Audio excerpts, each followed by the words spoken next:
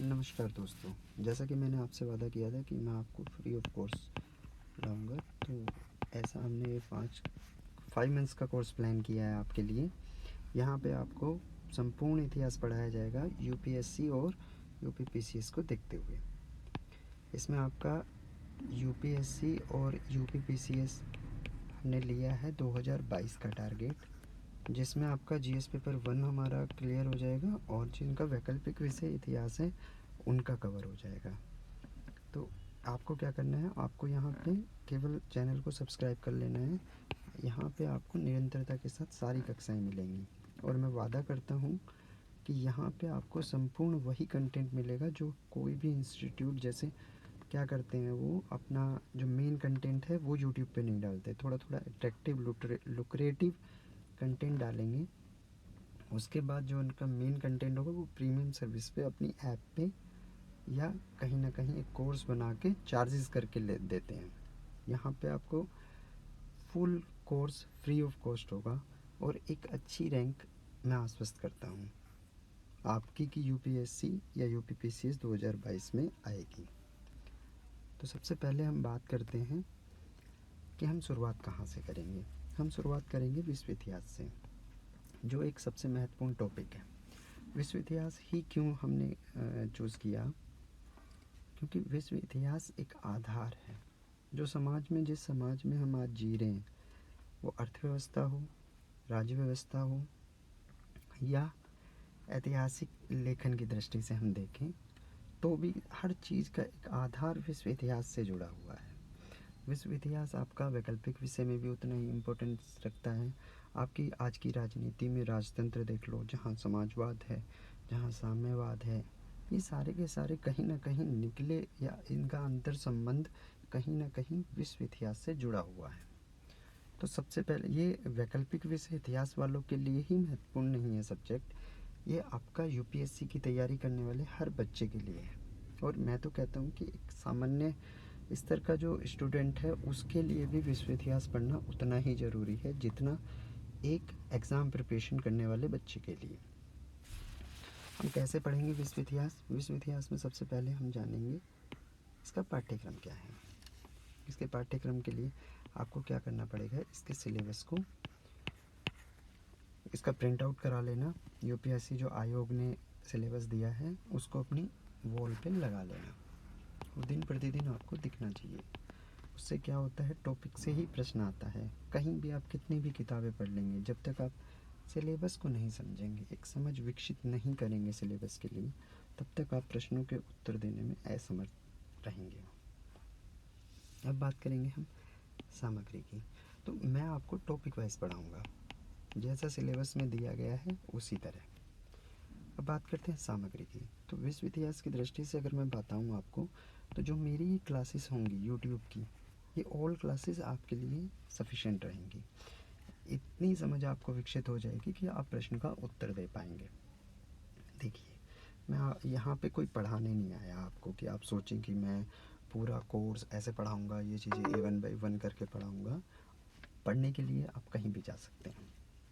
मैं आपको इस टॉपिक के लिए या पूरे इतिहास के लिए एक समझ विकसित करने आया, क्योंकि जब तक आपका कॉन्सेप्ट क्लियर नहीं होगा, आप यूपीएससी के मेंस के उत्तर नहीं दे पाएंगे या यूपीपीसीएस के मेंस के उत्तर देने में असमर्थ रहेंगे। तो इसीलिए मैं आपसे बात करता हूँ कि क्लासेस को स्किप नहीं करना और सब्सक्राइब चैनल को कर लेना। दूसरी बात होती है पीडीएफ की। मैं आपको एक पीडीएफ प्रोवाइड कराऊंगा, तो पीडीएफ का कंटेंट आप बार बार पढ़ सकते हैं। हर क्लास के बाद आपको पीडीएफ मिलता रहेगा। उस पीडीएफ को आप निरंतर पढ़ेंगे, क्लासेस से हमारे नोट्स बनाएंगे, तो वो आपका मेंस एग्ज़ाम के उत्तर देने में आसानी होगी आपको। दूसरी बात करते हैं कि और क्या पढ़ें हम। आपकी क्लासेस होगी, आपका पीडीएफ नोट्स होगा, हम आपको प्रश्न उत्तर लिखना सिखाएंगे, आपकी लेखन शैली में विकास करेंगे, आपको टेस्ट सीरीज़ कराएंगे, वो भी फ्री ऑफ कॉस्ट होगी। आपकी टेस्ट सीरीज़ भी आपकी बिल्कुल फ्री ऑफ कॉस्ट होगी। तो आपको टेस्ट सीरीज़ में हम सिखाएंगे कि उत्तर कैसे लिखना है। ये सारी मिलके आपकी चीज़ें कंप्लीट करा देंगी। जिस तरह अगर हम बात करें, तो सबसे पहले प्रश्नों का स्वरूप कैसा होगा हमारा, कि हम कैसे आपको पढ़ाएंगे।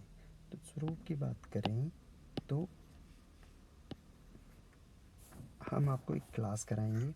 सबसे पहले क्लास होने के बाद में आपको उसका पीडीएफ दिया जाएगा। आप पीडीएफ पढ़ेंगे 2 बार 3 बार, उससे आपकी क्लास और पीडीएफ से एक समझ विकसित हो जाएगी उस टॉपिक को लेके।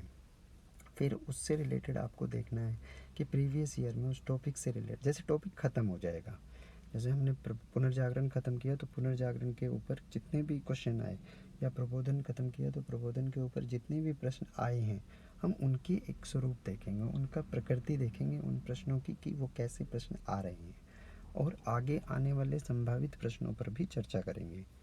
तीसरा होगा प्रश्नों का स्तर कैसा होगा। अगर मैं प्रश्नों के स्तर की बात करूं तो प्रश्नों का स्तर 2-3 तरह का होता है, लेवल 1, लेवल 2 और लेवल 3। अगर आप बीपीएससी की बात करें या एमपीपीएससी या आरएएस की, वहाँ पे प्रश्न आता है कि प्रबोधन क्या है, टिप्पणी करें, या पुनर्जागरण क्या है, टिप्पणी करें। वहाँ पे आपकी समझ को नहीं देखा जाता, वहाँ सारे के सारे उत्तर दिए जाते हैं केवल फैक्ट्स के आधार पर। तो इसको आप केवल कोई भी किताब पढ़कर या कहीं से भी पीडीएफ पढ़कर कर पाएंगे। लेकिन अगर लेवल 2 प्रश्नों की बात करें जो यूपीपीसीएस और कभी कभी यूपीएससी में भी आए हैं, उसमें आपका किसी न किसी चीज़ पर मूल्यांकन कराएगा, या जैसे अंतर संबंधों पर चर्चा कराएगा। पुनर्जागरण प्रबोधन के अंतर संबंधों पर चर्चा करें, वर्ल्ड वार 1 के कारणों पर चर्चा करें, या कहीं ना कहीं किसी चीज़ से अंतर को दर्शाएगा, या कहीं आपको आलोचनात्मक कथन देने के लिए बात करेगा, तो वो लेवल 2 में आपके प्रश्न आ जाएंगे। कारण केवल प्रकाश डालने के लिए कहना है, समीक्षा करने के लिए कहता है, तो इस तरह के। प्रश्न नंबर 3 का लेवल होगा स्टेटमेंट टाइप में। ये होता है थोड़ा सा घुमावदार प्रश्न। यहाँ पे आपके प्रश्न आएंगे, थोड़े घुमा के भी आएंगे और थोड़ा स्टेटमेंट टाइप में आएंगे। तो उस स्टेटमेंट में आपको देखना है कि सबसे पहले उस स्टेटमेंट पे उसका आधार क्या था। यहाँ पे आपको फैक्ट्स देखने पड़ेंगे, लॉजिक देखना पड़ेगा, तभी आप क्वेश्चन का आंसर बना पाएंगे। जब तक आपकी एक समझ विकसित नहीं होगी किसी टॉपिक के लिए या उस सब्जेक्ट के लिए, तब तक आपको मुश्किल होगी। अब सबसे बड़ा प्रश्न आता है कि आपको करना क्या है। आपको कुछ नहीं करना, इस वीडियो को पूरा देखिए, पूरा कोर्स कीजिए जो आपको फ्री ऑफ कॉस्ट दे रहा हूँ मैं, फ्री ऑफ कॉस्ट। समझिए इस चीज़ को। ये उन गरीब बच्चों के लिए है जिनमें एप्टीट्यूड है, जिनके पास अभिवृत्ति तो है लेकिन फाइनेंशियल कंडीशन कमज़ोर होने की वजह से वो कहीं कोर्स नहीं ले पा रहे हैं, कहीं अच्छे टीचर से पढ़ नहीं पा रहे हैं। तो इसी चीज़ को देखते हुए ये फुल फ्री कोर्स मैंने प्लान किया। चलिए, यहाँ तक की चर्चा हो गई कि हम करेंगे क्या।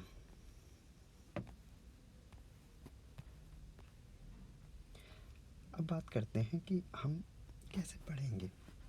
अगर हम पढ़ेंगे तो यूपीपीसीएस या यूपीएससी 2022 का सिलेबस, जो विश्व इतिहास का सबसे पहला टॉपिक आप उठाएंगे तो आपको मिलेगा प्रबोधन के प्रमुख विचारक, जिसमें कांट और रूसो की बात करता है।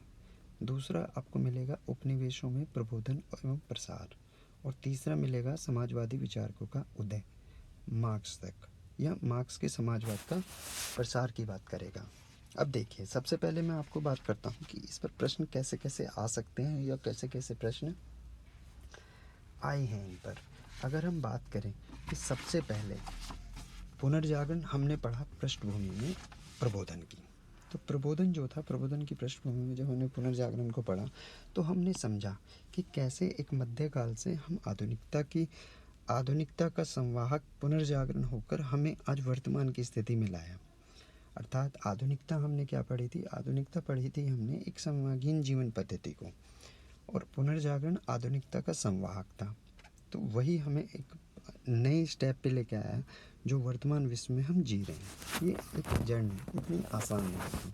कैसे कैसे हम आज तक पहुँचे इन्हीं चीज़ों पर। जैसे 2008 या 7 के करीब का एक प्रश्न था जिसमें इसने पूछा था कि प्रबोधन की विचारधारा और उसकी युग की समस्याओं का समाधान, अर्थात कि प्रबोधन ने उसके युग की समस्याओं के समाधान के लिए हमें क्या दिया, उसका प्रभाव क्या पड़ा। जैसे कहीं ना कहीं अगर हम बात करेंगे रूसो की, तो रूसो का और रोबोस्पियर्स के अंतर संबंधों पर चर्चा पर प्रश्न आए हैं। रूसो की फ्रांस की क्रांति से संबंध पर प्रश्न आए हैं। पुनर्जागरण और प्रबोधन के अंतर संबंधों पर प्रश्न आए हैं। कांट के विचार, कांट पर प्रश्न आया है। मोंटेस, मतलब ये चीज़ें ऐसी हैं कि यहाँ से कितना इम्पोर्टेंट टॉपिक है आप समझ सकते हैं। अभी 2020 की भी अगर मैं बात करूं तो 2020 में एक प्रश्न आया, प्रबुद्धता के युग के बारे में क्या प्रबुद्धता। देखिए अभी लेटेस्ट की बात है 2021 की, 21 का जो मेंस अभी यूपीएससी का हुआ है लास्ट वीक, उसमें ये प्रश्न आया। तो आप देख सकते हैं कितना इम्पोर्टेंट टॉपिक है। तो इसकी वीडियो बिल्कुल भी स्किप नहीं करनी है, पूरी वीडियो देखनी है आपको, बहुत आसानी से आप प्रश्नों के उत्तर दे पाएंगे। अब मेन आता है कि हम टॉपिक स्टार्ट करेंगे। सबसे पहले हम जानेंगे प्रबोधन के बारे में कि, तो सबसे पहले हम जानेंगे प्रबोधन। सबसे पहले हमें जानना पड़ेगा कि प्रबोधन हम समझेंगे क्या है, कब शुरू हुआ, कहाँ से शुरू हुआ, इसकी विशेषताएं और इसका प्रभाव, किस तरह इसने समाज को प्रभावित किया। विश्व के परिप्रेक्ष्य में हम जानेंगे और भारत के परिप्रेक्ष्य में जानेंगे। यहाँ पे हम विचारक पढ़ लेंगे, कांट को और रूसो को। फिर हम पढ़ेंगे उपनिवेशों में प्रचार कैसे था। इसके लिए हम जानेंगे 3 थ्योरी, उदारवाद, आदर्शवाद और विज्ञानवाद।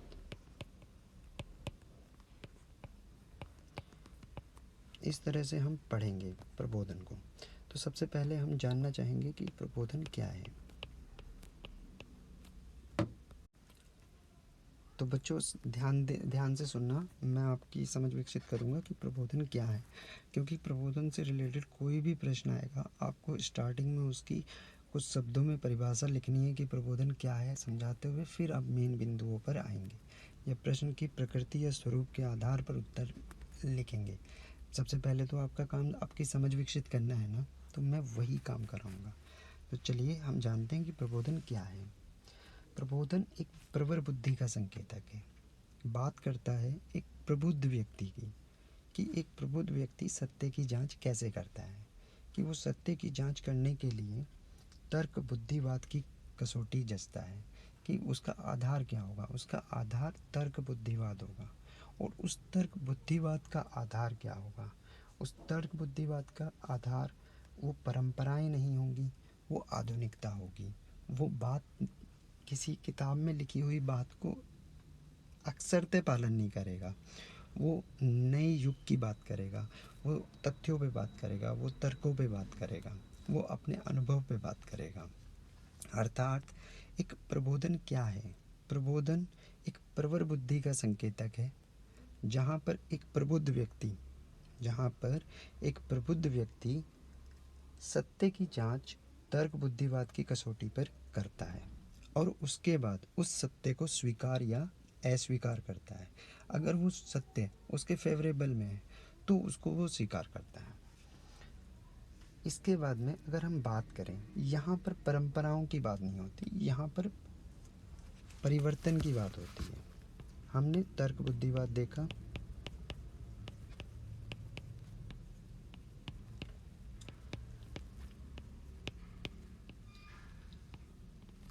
अब जो ये आधार बना तर्क बुद्धिवाद परंपरा, ये कहीं ऐसे तो नहीं आया होगा, कहीं ना कहीं इसने युगीन परिस्थितियों का उस काल सापेक्ष की अवस्थिति से के सापेक्ष रह के ये डेवलपमेंट हुआ होगा। इसमें 3 चीज़ों ने बहुत बड़ा योगदान दिया। जो 3 दार्शनिक हुए हैं, सबसे पहले डेकार्ट, दूसरे लोक और तीसरे न्यूटन। अगर हम डेकार्ट की बात करें तो डेकार्ट ने यहाँ पर संदेहवाद का दर्शन दिया कि हर आदमी को कहीं ना कहीं संदेह करना चाहिए, प्रश्न उठाना चाहिए कि ये क्यों हो रहा है, ये क्या हो रहा है। आप आधुनिकता की बात करेंगे तो एक छोटा सा बच्चा भी आज प्रश्न करता है। जहाँ लोक ने अनुभव की बात की, अनुभववाद पे, वो कहता है कि आदमी स्टार्टिंग में कोरा कागज़ होता है, उसका मस्तिष्क बिल्कुल कोरा कागज़ होता है। वो अपने अनुभव से, जो वो देखता है, जो वो महसूस करता है, जो उसे दिखाया जाता है, उसके आधार पर वो समझता है कि क्या सही है और क्या गलत है।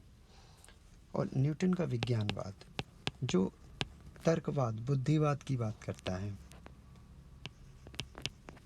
उसकी कसौटी पर वो सत्य के परीक्षण करता है, उसका निरीक्षण करता है, तब एक निर्णय पर पहुंचता है। तो इन तीनों ने समायोजित करके ही एक व्यवस्था निर्माण की या एक संकल्पना दी जिसको हम प्रबोधन कह सकते हैं। अब आप देखिए, यूरोप, हमें समझना पड़ेगा कि प्रबोधन कैसे आया। तो उसके लिए हमें 17वीं और 18वीं सदी के युग की बोध होनी चाहिए। 17वीं 18वीं सदी का समय कैसा था, वहाँ किस तरह की व्यवस्था काम कर रही थी, वहाँ पे समाज कैसा था, वहाँ की अर्थव्यवस्था कैसी थी, वहाँ की राजनीति कैसी थी, तभी हम प्रबोधन को अच्छी तरह से समझ पाएंगे। अगर हम बात करें 17वीं और 18वीं सदी के समाज की, तो कहीं ना कहीं जैसे पुनर्जागरण हमने पढ़ा, तो पुनर्जागरण ने क्या किया? पुनर्जागरण ने मध्यकाल को आधुनिकता की तरफ मोड़ा, जहाँ पर एक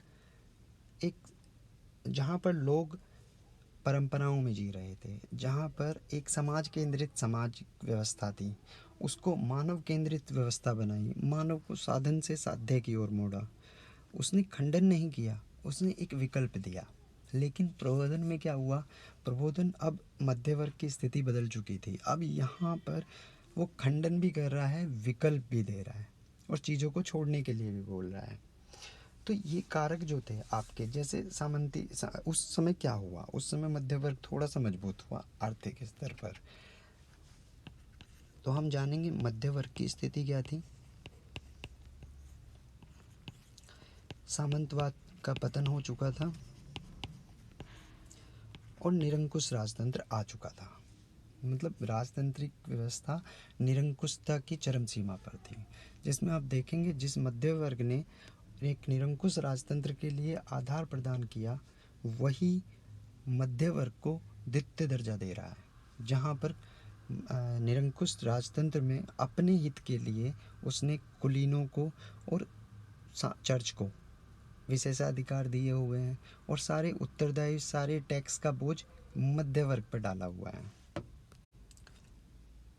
अब उस समय जो भी भौतिक परिवर्तन हो रहे थे, जो विज्ञान ने खोज कर रहा था, जो मानसिक वृद्धि, पुनर्जागरण ने जैसे लोगों को दोबारा जागृत किया, ये सारा परिवर्तन जो आ रहा था, उसको जो राजनीतिक व्यवस्था थी उसने समाप्त नहीं कर पाई।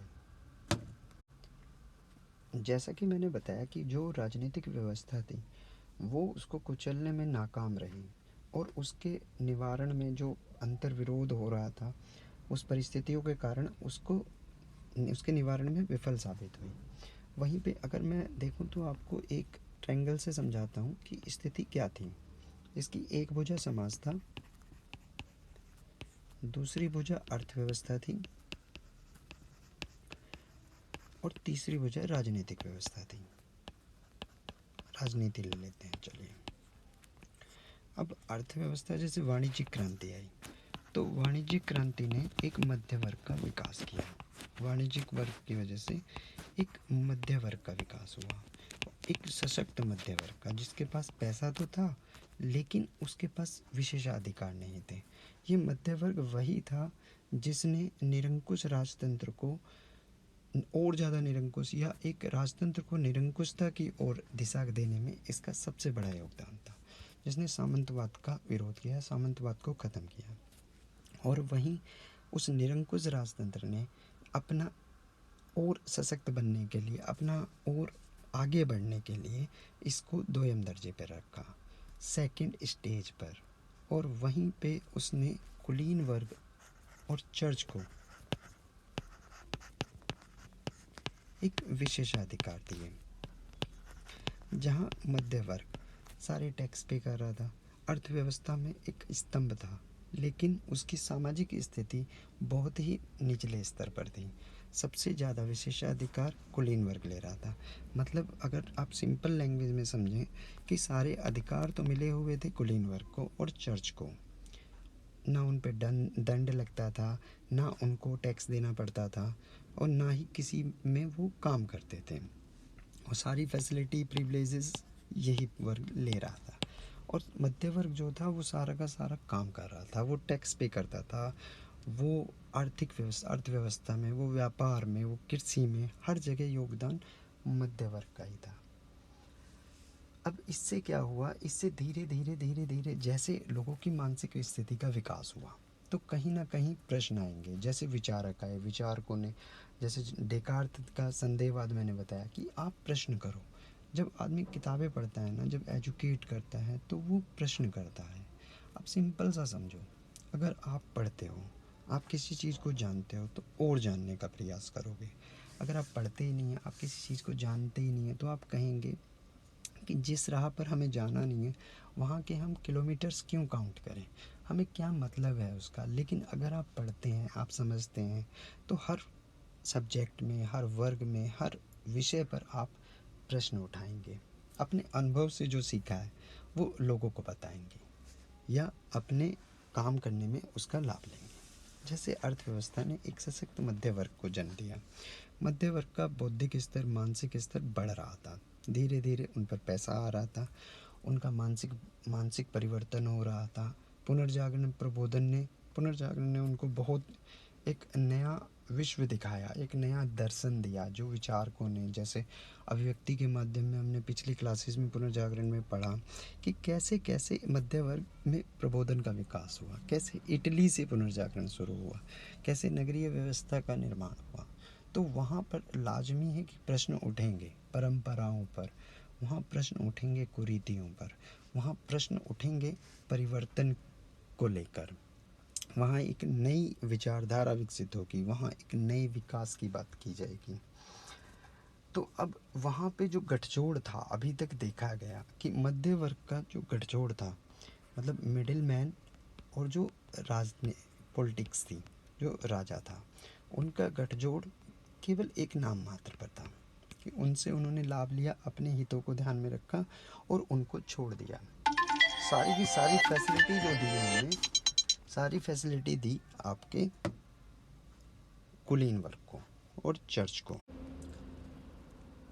अब यहाँ पर जैसे मध्य वर्ग विकसित हुआ, सशक्त हुआ, तो उनकी सबसे पहली मांग आई कि जो विशेषाधिकार हैं उनको खत्म किया जाए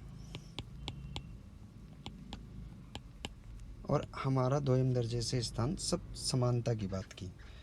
वहीं कहते हैं कि जो कर व्यवस्था में है, कर व्यवस्था में सुधार को लेकर, अर्थात विशेषाधिकारों की समाप्ति करो और कर सुधारों की बात करो। ये उस समय के सबसे बड़े मुद्दे थे जिन्होंने प्रबोधन ने जिनको एक नई दिशा में ले जाया गया। इसका कारण ये था कि जो सबसे ज़्यादा टैक्स, मतलब सारा टैक्स जो दे रहा था वो मध्य वर्ग दे रहा था, और जो राजा था वो एंजॉय कर रहा था, लेवाइस लाइफ जी रहा था, और राजा ज़्यादा खर्चीला भी था, तो सारा का सारा बोझ मध्य वर्ग के कंधों पर पड़ रहा था। अब राजस्व कहाँ से आ रहा है? राजस्व कहीं ना कहीं कृषक जो दे रहा है वहाँ से राजस्व आ रहा है, जो टैक्स दे रहा है वहाँ से आ रहा है। सामंत और कुलीन वर्ग को जिस तरह उन्मुक्ति थी विशेषाधिकारों से, वो केवल और केवल अपने प्रिविलेजेस को एंजॉय कर रहे थे। तो इसने एक ऐसी स्थिति उत्पन्न कर दी जहाँ प्रश्न उठा कि अब विशेषाधिकारों को खत्म किया जाए, करों में सुधार, मतलब सबको टैक्स देने के लिए आपको लायबल बनाना जाना चाहिए। अब 15वीं-16वीं सदी की तरह आज 17वीं-18वीं सदी की अगर हम बात कर रहे हैं, तो यहाँ पे मध्य वर्ग की स्थिति बदल चुकी थी। वो आर्थिक स्तर पर सशक्त हो चुका था। अब वो व्यवस्था का विरोध कर सकता था और पुनर्जागरण ने उसको एक दिशा भी दी थी। तो अब यही सारी चीज़ों में एक सबसे बड़ा टर्निंग पॉइंट्स कहाँ आए? टर्निंग पॉइंट्स यहाँ आए कि जब मध्य वर्ग ने बोला कि अब चर्च और कुलीन अप्रासंगिक हो चुके हैं। उनकी विलासिता ने सारे समाज को दूषित किया हुआ है। अब विरोध की दृष्टि से प्रश्न उठने लगे। अब लोग बाग संदेह करने लगे। अब लोग बाग परंपराओं को ऐसे ही नहीं मानते थे, अब उस पर क्वेश्चन आने लगे। तो इसी में वाल्टेयर जैसे चिंतक ने तो यहाँ तक चर्च पर ही क्वेश्चन उठा दिया कि इतना आक्रामक रूप था वाल्टेयर का कि उसने कहा कि चर्च जो भी कर रहा है वो सभी कुछ अप्रासंगिक है। हमें इसका सही आधार सुनिश्चित करना चाहिए। हमें समझना चाहिए कि क्या सही है और क्या गलत है। यहाँ पर रूसो ने जैसे गणतंत्र का विकल्प सुझाया। अगर हम मॉन्टेस्क्यू की बात करें तो मॉन्टेस्क्यू तो शक्ति पृथक्करण की बात करता है। जैसे हम आज देख सकते हैं कि एक न्यायपालिका, कार्यपालिका और विधायिका, ये तीनों से बनकर एक सिस्टम बनता है। और अगर इनके शक्ति पृथक्करण की बात होगी तो एक नए समाज की बात होती है। तो कितने साल पहले आज की वर्तमान व्यवस्था की वो चिंतक बात कर रहे हैं, तो कैसा समाज होगा, किस तरह उन्होंने डेवलप्ड किया होगा। प्रबोधन के यही विचार जो थे, उन्होंने जैसे पुनर्जागरण ने प्रबोधन के लिए उसको बुद्धिवाद से जोड़ा, उसको तर्कवाद से जोड़ा। उसने कहा कि परंपराओं कुरीतियों को ऐसे ही नहीं मानना कि समाज ने या समाज में एक व्यवस्था चली आ रही है, अगर वो सही नहीं है तो उस पर प्रश्न उठाओ, उस पर आपत्ति दर्ज करो। तो इन्हीं सारी चीज़ों ने एक नए समाज की, एक नए प्रबोधन, नई दिशा में प्रबोधन को बढ़ने में सहायता करी। अब मध्य वर्ग जो था, आर्थिक और सामाजिक स्थिति बढ़ने के कारण उसमें एक आत्मविश्वास आ चुका था। वो आत्मविश्वास के साथ में वो प्रश्न कर सकता था। कहीं ना कहीं वो अर्थव्यवस्था का आधार जैसे पहले से रहा है, तो आज भी वो उतना ही आधार रख रहा था। अब चीज़ें कैसे चेंज होती हैं देखो। अब जैसे वो उनको प्रॉब्लम्स आ रही थी मध्य वर्ग को, उन्होंने क्वेश्चन किया, उन्होंने प्रश्न उठाया। अब कहीं ना कहीं एक तो संवाद निकलेगा ना, जैसे वाद हुआ, उस पर विवाद हुआ, फिर एक नई विचारधारा का जन्म होगा जिसको हम संवाद बोलेंगे। अब जिस तरह पुनर्जागरण खंडन नहीं कर रहा था, लेकिन यहाँ पे पूरा का पूरा खंडन किया गया कि चर्च और कुलीन वर्ग को अप्रासंगिक बताया गया कि इनकी कोई ज़रूरत नहीं है आज के समाज में। इनको भी उतना ही टैक्स देना चाहिए जितना हम दे रहे हैं। उनको भी अर्थव्यवस्था में उतना ही हिस्सा मिलना चाहिए जितना हमें मिल रहा है। अर्थात अगर हम कहें कि जो प्रबोधन है वो पुनर्जागरण की बौद्धिकता का एक मुखर रूप है, और मध्य वर्ग की आर्थिक सामाजिक संस्कृत शक्ति बढ़ने के कारण ही उसमें इतना आत्मविश्वास आया कि अब मध्य वर्ग एक प्रश्न उठा पाया। यहाँ पे कहीं भी इतिहास से उन्होंने तर्क नहीं जो खोजे, इतिहास से कुछ खोजा नहीं, कुछ परंपराएं नहीं दिखाई कि ऐसे करना चाहिए। उन्होंने बात की तर्क की, उन्होंने बात की विज्ञान की, उन्होंने बात की बुद्धि की।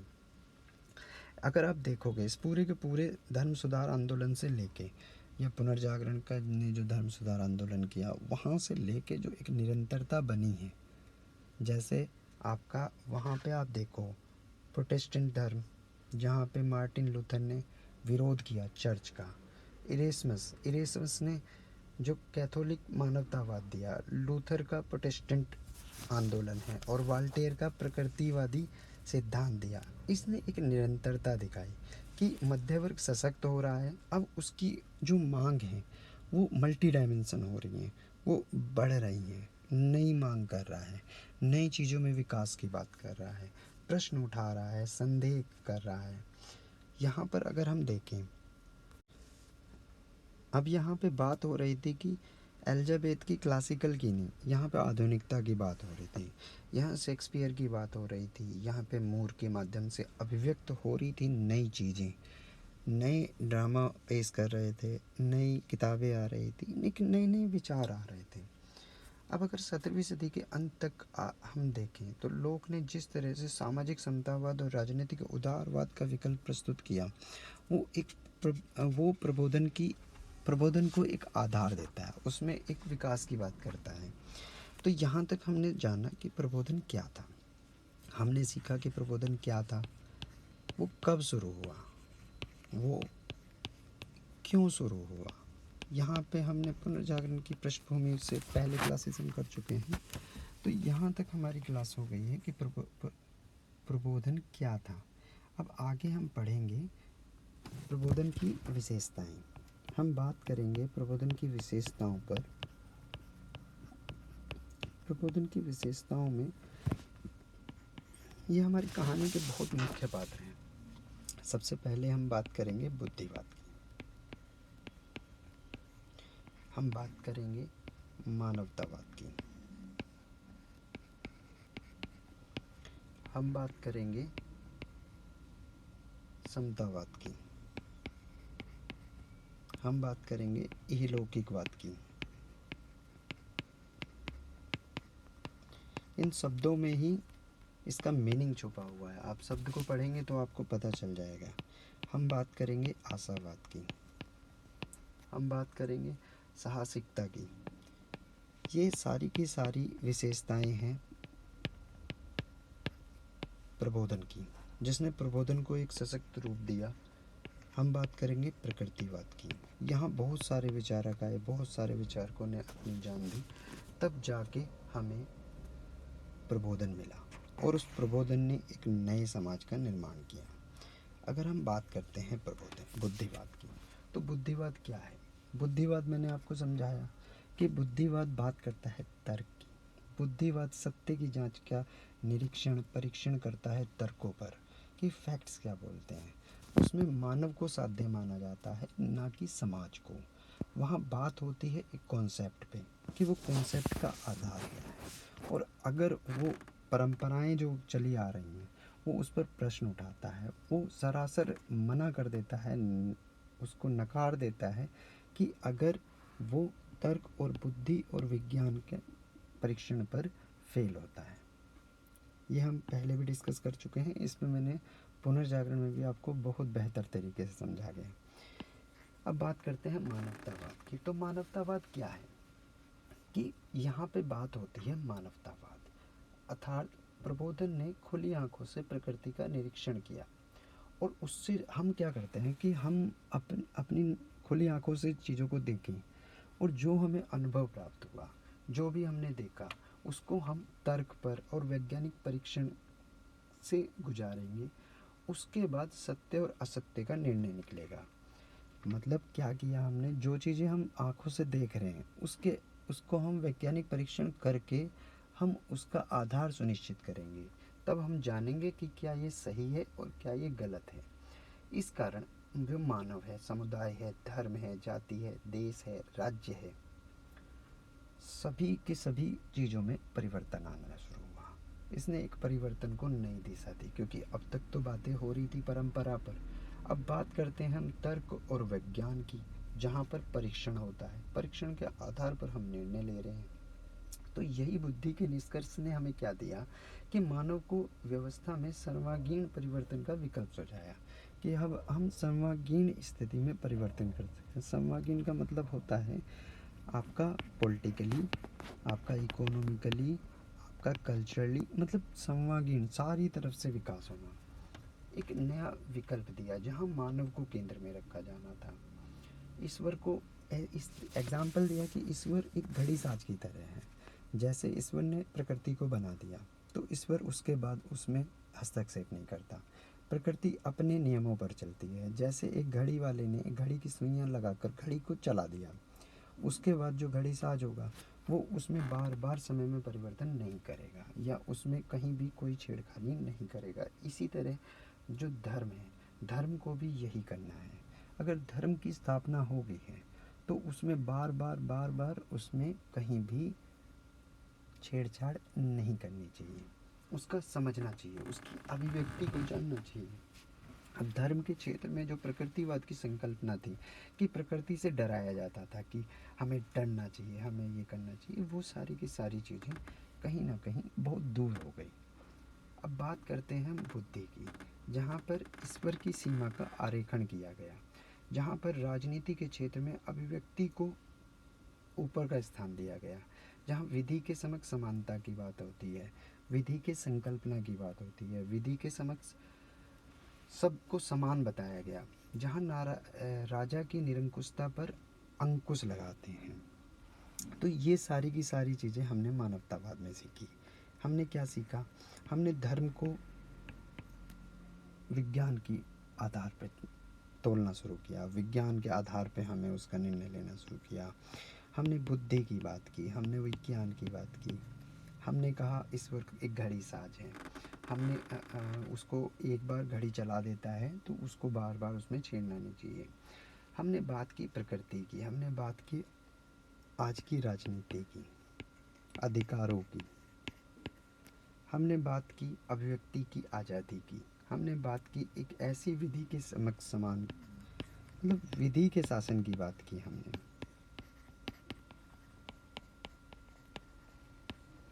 अब व्यक्ति बुद्धि से निर्देशित हो रहा है।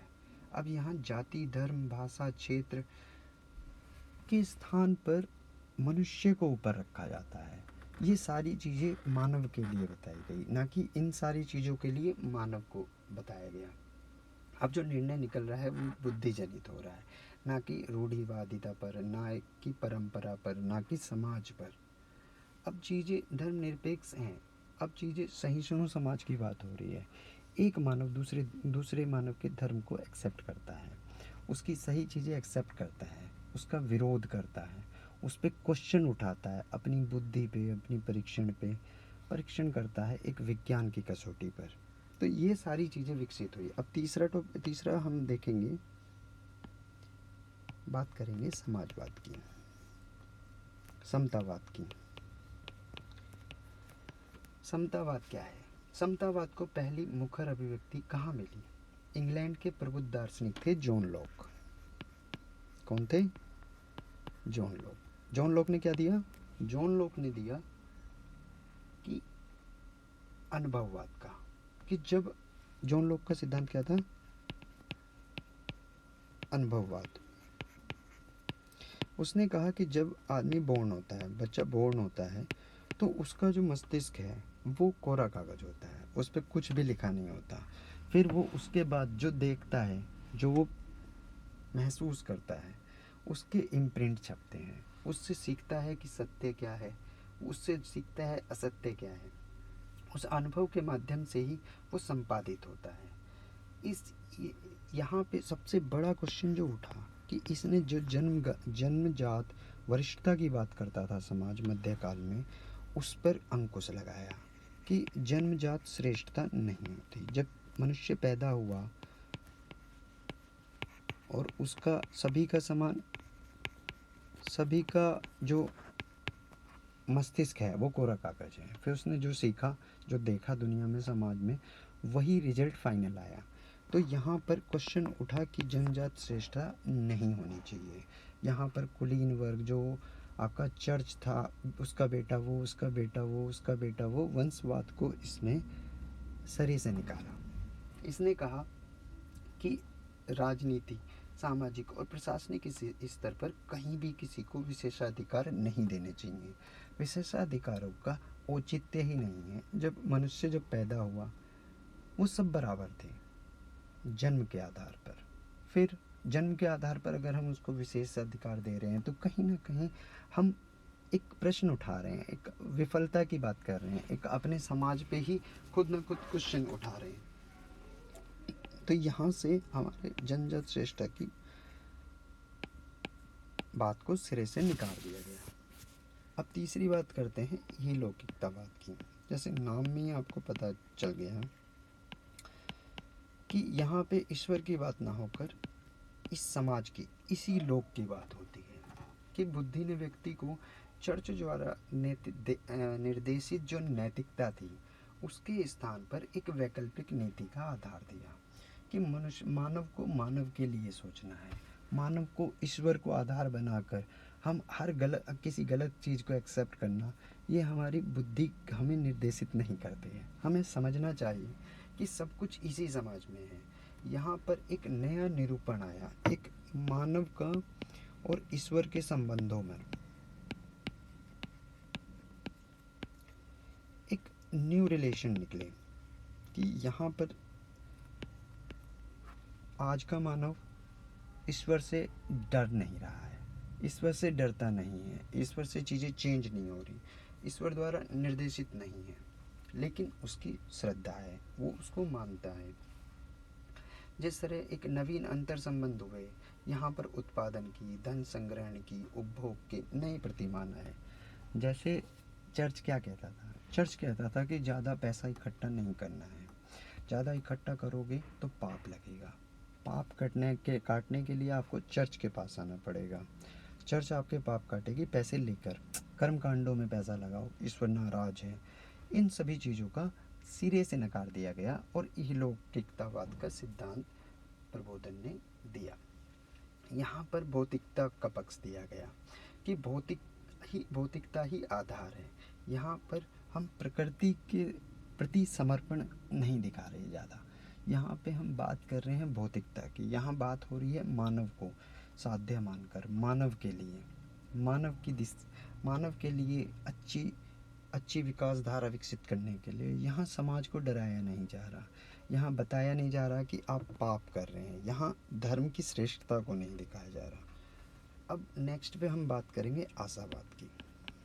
एक एक करके हम इसकी विशेषताएं पढ़ रहे हैं।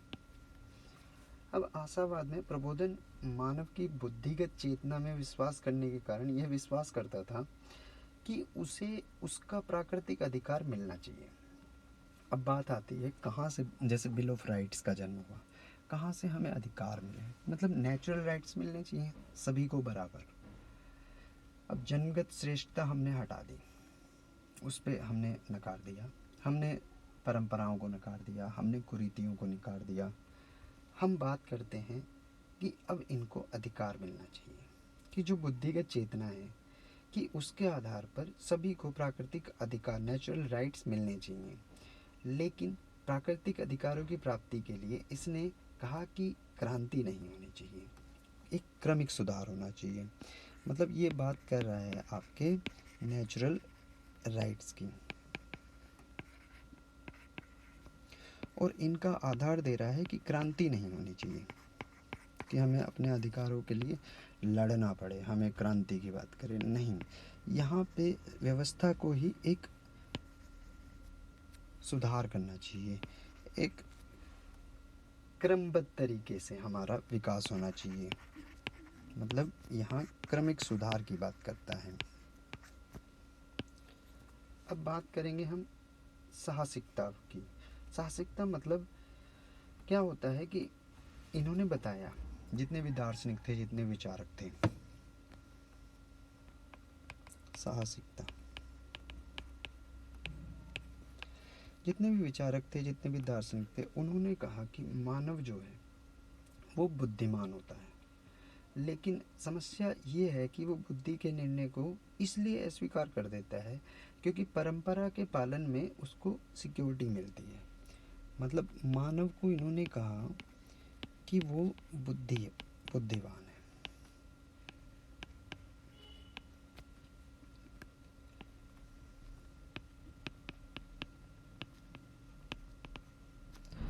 ठीक है, वो समझता है, वो हर चीज़ को जानता है, वो अपनी बुद्धि से निर्णय ले सकता है, लेकिन वो निर्णय जो ले रहा है वो निर्णय लेने में असमर्थता महसूस कर रहा है, क्योंकि जहाँ परंपराएं चल रही हैं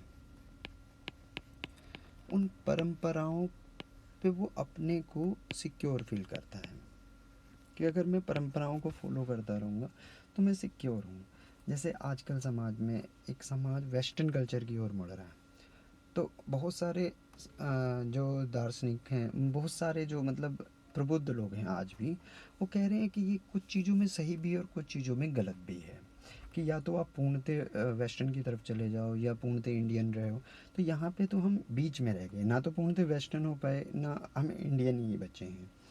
तो यहाँ पे कहीं ना कहीं जो लोग परंपराओं को मान रहे हैं, फॉलो कर रहे हैं, तो वो कहीं ना कहीं अपने को सिक्योरिटी फील करते हैं, क्योंकि परंपरा के पालन में क्या हो रहा है, उसको सिक्योरिटी फील हो रही है। अब परिवर्तन की बात करता है अगर वो, तो परिवर्तन की बात करता है तो आने वाली समस्याएं आएंगी। उस समस्याओं पे बात करनी पड़ेगी। उस समस्याओं का वो सामना नहीं करना चाहता, वो नहीं चाहता कि वो समस्याएं, संभावित संकट जो हैं वो उसके सामने आके खड़े हों। जैसे कांट ने बताया, कांट सोचता था कि अगर तुम्हें जानना है तो बुद्धिगत निरीक्षण और परीक्षण ही नहीं, बुद्धि के निष्कर्षों को भी स्वीकार करना है। मतलब आप समझो इस चीज़ को कि यहाँ पे आपको परीक्षण ही नहीं करना कि हम सत्य की जांच कर रहे हैं कि निरीक्षण परीक्षण करके निर्णय लेना, ऐसे नहीं। आपको परीक्षण और निरीक्षण से ही काम नहीं चलेगा। आपको जो आपकी बुद्धि ने रिजल्ट दिया कि भैया ये है, उसको एग्जीक्यूट भी करना है। जैसे आपने बहुत सारी क्लासेस से पढ़ लिया, बहुत सारे टीचर से पढ़ लिया, और जब आप क्वेश्चन को आंसर लिखने गए तो आपको वहाँ पे निर्देशित होना है अपनी बुद्धि से, जो आपने पढ़ा है, जो आपने, जैसे एक छोटा सा एग्जांपल देता हूँ। क्या होता है कि हम अपने उत्तर को सही करते हैं, हमने कहीं ना कहीं पढ़ा है, हमारे मस्तिष्क में वो आंसर था, हमने उसका दे दिया आंसर। अब बराबर वाला बहुत कॉन्फिडेंट लग रहा है, हम पूछेंगे यार इसका उत्तर क्या है, तो वो क्या कुछ और जवाब दे देगा। अब हम क्या रहेंगे, हम उस डरेंगे कि हमने जो दिया वो सही था या उस, तो हम बहुत इजी उसमें उसको मान लेंगे कि यार वो जो कह रहा है वो सही कह रहा है, मुझ पे अपने को कॉन्फिडेंट होना चाहिए।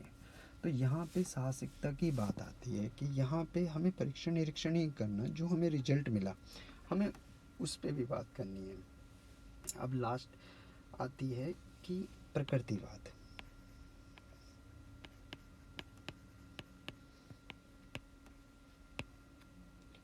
अब हम बात करेंगे प्रकृतिवाद की कि प्रकृतिवाद क्या है। जो प्रकृतिवाद है, जैसे हमने कहा, जो मैं इसको पहले भी बता चुका हूँ कि समाज, जैसे हम पैदा हुए, हमने जो अपनी आँखों से देखा, हम उसको देख के, हम उसको वैज्ञानिक परीक्षण करके अपनी बुद्धि पर, मतलब जो बुद्धिवाद और तर्कवाद है, हम उस पे निरीक्षण परीक्षण करेंगे और उसके बाद हम मानेंगे कि ये सही है, ये गलत है। सत्य की जांच जो होगी वो बुद्धिवाद और तर्कवाद पर ही होगी। यहाँ पे जो मानव होगा वो केंद्र में होगा। तो ये सारी चीज़ें हमने यहाँ पे सीखी। तो आज हमने सीखा क्या, हमने सीखा प्रबोधन, हमने जाना प्रबोधन क्या है, हमने जाना प्रश्न किस प्रवृत्ति का आ सकता है या कितने तरह के प्रश्न आए हैं, हमने प्रबोधन की विशेषताएं जानी। अब मैं आपको थोड़ा सा लिखवा देता हूँ जो आपका काम आएगा। आपके नोट्स भी बना लेना, नोट्स बनाना बहुत ज़रूरी है। जब तक आप नोट्स नहीं बनाएंगे तब तक आपका काम नहीं चलेगा। चलिए आप अब लिखिए, मैंने आपको समझा दिया, एक आपको प्रबोधन के लिए एक समझ विकसित हो गई होगी। चलिए शुरू करते हैं। उससे पहले बताऊं, आप चैनल को सब्सक्राइब कर लीजिएगा, फ्री ऑफ कॉस्ट आपको सारी क्लासेस यहाँ पर मिलेंगी। चलिए लिखिए। प्रबोधन विचार की एक प्रणाली है जिसमें यूरोप एक आधुनिकता की ओर मुड़ा, जिसके तहत सत्य की खोज पर बल दिया जाता है। यह पुस्तकों में वर्णित तथा परंपराओं में पोषित और सत्ता से निर्णित सत्य को स्वीकार करने में असहज महसूस करता है और उसके स्थान पर सत्य को अपने तरीकों से समझने की कोशिश पर बल देता है। स्टॉप। इसी आधार पर यह मानव जीवन को प्रभावित करने वाले विभिन्न संस्थाएं, विचारों की प्रासंगिकता तथा महत्ता को जांचता है और आवश्यकता पड़ने पर नए विचारों का प्रतिपादन करता है एवं उसके मुताबिक नई संस्थाओं के निर्माण पर बल देता है। चलिए जल्दी लिखिए, इतना टाइम नहीं है हमारे पास में। तो हम कहाँ थे, उसके मुताबिक नई संस्थाओं के निर्माण पर बल देते हैं। इसके तहत आधुनिक समाज, संस्कृति, अर्थव्यवस्था और राजनीतिक व्यवस्था का निर्माण करता है। ज्ञान की खोज करने के क्रम में उसके माध्यम पर विचार करते हुए दो तरह के विद्वानों की धाराएं उभर कर आई।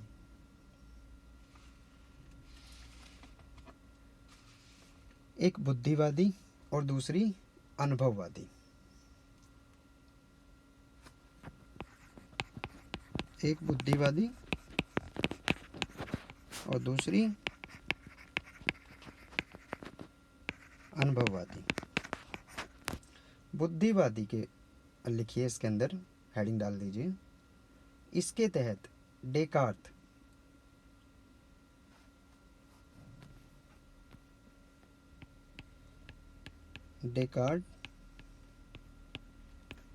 स्पिनोजा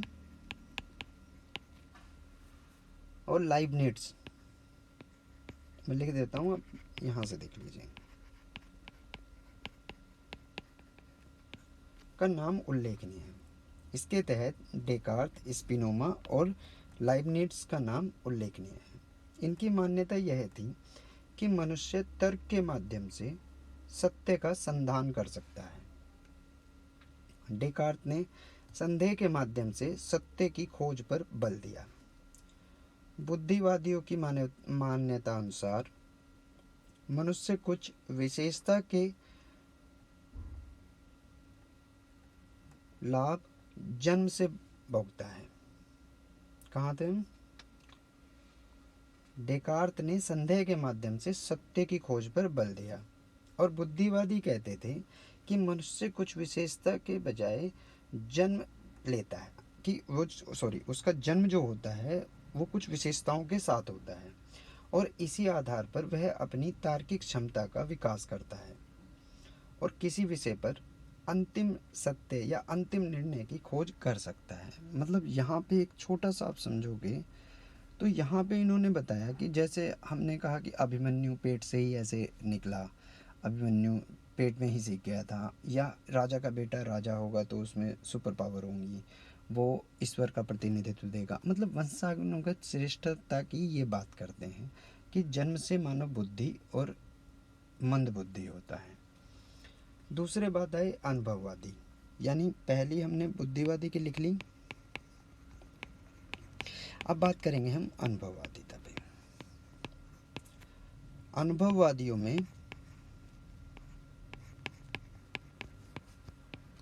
जो नाम आया वो ह्यूम की बात होती है और लोक की बात होती है। ह्यूम और लोक जैसे लोगों ने बताया कि मनुष्य अपने जीवन में जो भी ज्ञान प्राप्त करता